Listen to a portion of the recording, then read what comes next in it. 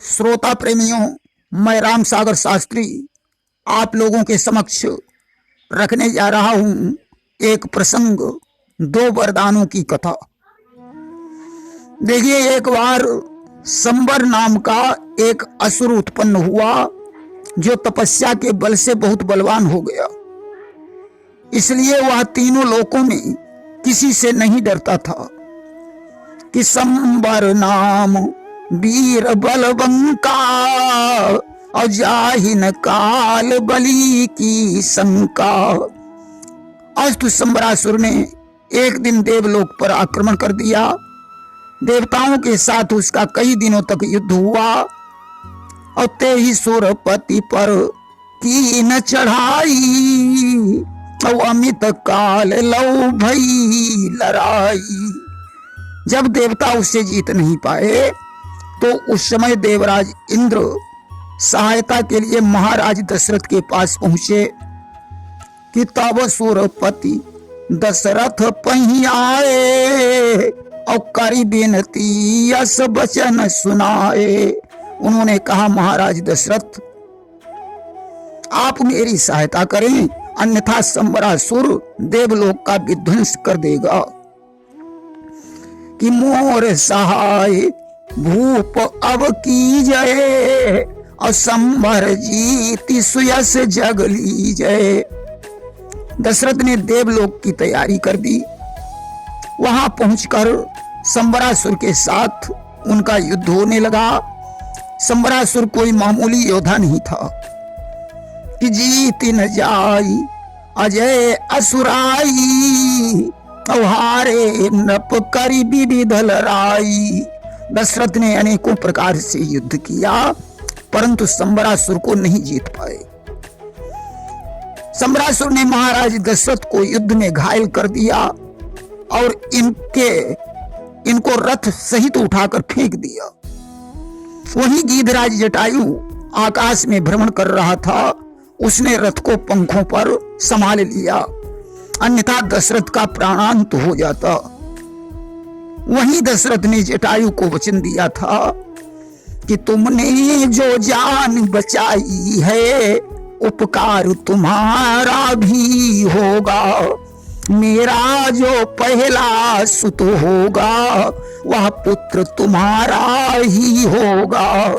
हे जटायु, तुमने मेरे ऊपर बहुत बड़ा उपकार किया है, इसलिए मैं तुम्हें वचन देता हूं, हमारा पहला पुत्र तुम्हारा होगा।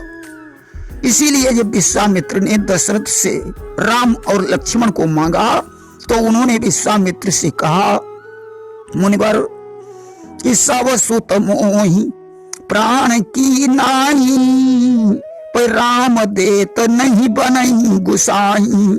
यद्यपि सभी पुत्र मुझे प्राणों के समान हैं परंतु राम को देते हुए नहीं बनता। और इसीलिए भगवान राम ने सीता हरण के पश्चात गीधराज जटायु की अंतिम क्रिया अपने हाथों से की थी। कि बस यही सोच कर राघव ने उसकी आखिरी क्रिया की थी। जो गति मुनियों को दुर्लभ है वह गति जटायु को दी थी। देखिए, दूसरी बार महाराज दशरथ जब संबरासुर से फिर युद्ध करने गए तो उनके साथ में कैकेयी भी गई। वहीं युद्ध भूमि में दशरथ के रथ के पहिए की धुरी निकल गई। कैकेयी ने अपनी उंगली डाल दी। युद्ध में विजय करके लौटते समय दशरथ ने देखा कि कैकेयी धुरी की जगह पर अपनी उंगली डाले हुए है, क्योंकि कैकेयी ने एक बार बचपन में दुर्वासा ऋषि का दंड चुरा लिया था। इसलिए उन्होंने इसे श्राप दे दिया था कि तेरी एक उंगली पत्थर की हो जाए। आज उसी उंगली को इसने धुरी की जगह पर डाल दिया था। दशरथ ने प्रसन्न होकर कहा, रानी, तुमने मेरे ऊपर बड़ा उपकार किया है, इसलिए तुम मुझसे कोई दो वरदान मांग सकती हो। कैकेयी ने कहा, नाथ, हमारे वरदान उधार रहेंगे, जब मुझे आवश्यकता होगी तब मांग लेंगे। आज तो जिस समय राम के राज्याभिषेक की तैयारी हो रही थी, मंथरा ने कैकेयी को भड़काकर उन्हीं 2 वरदानों की याद दिलाई कि दुई वरदान भूप पर थाती और मांग हुआ जुड़ा बहु छाती। उसने कहा, रानी जी तुम्हारे 2 वरदान राजा पर बाकी हैं, आज उन्हें मांग लीजिए। कोप भवन में तत्काल लेट जाइए। जब महाराज दशरथ तुम्हें मनाने के लिए आए तो पहले उन्हें राम की सौगंध खिला देना, फिर अपने 2 वरदान मांग लेना और कहना 2 वचन मांगती हूँ, राजा श्री भरत लाल जी हों, 14 वर्षों को रामचंद्र तपसी बनकर बनवासी हों। पहले में भरत को राजगद्दी और दूसरे में राम को 14 वर्ष का वनवास मांगना। अस्तु मंत्रा के बहकावे में आकर कैकेयी ने अपना सारा साज श्रृंगार बिगाड़ डाला और कोप भवन में लेट गई।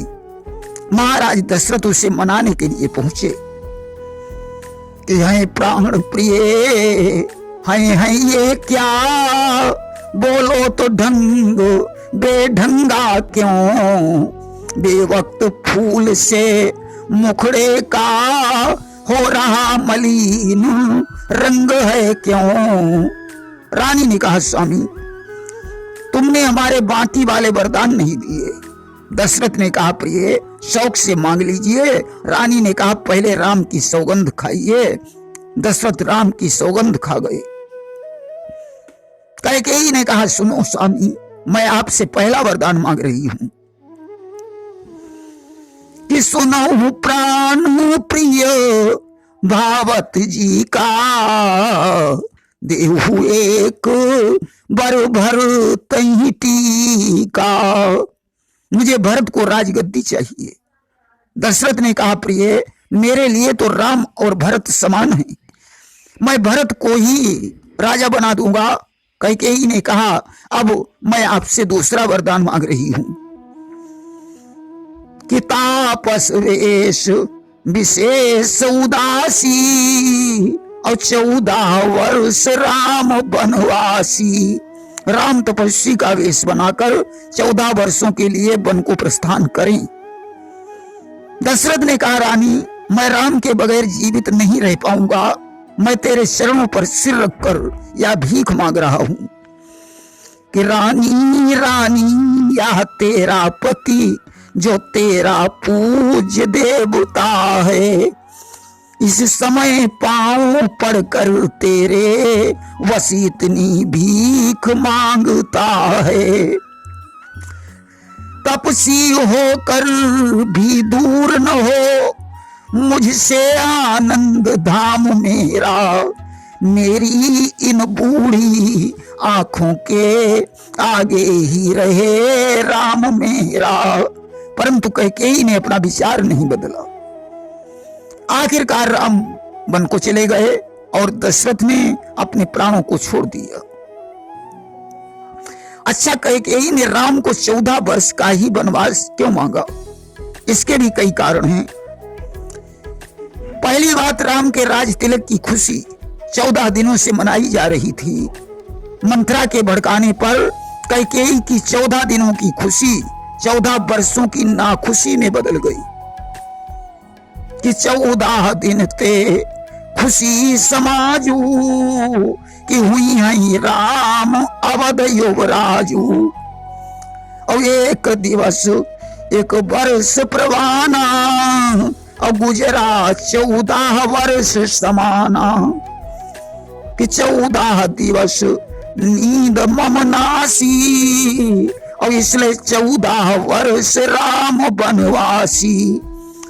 कैकेयी ने विचार किया कि मेरी 14 दिनों की निद्रा भंग हो गई, अतः मैं 14 वर्ष का वनवास मांगूंगी।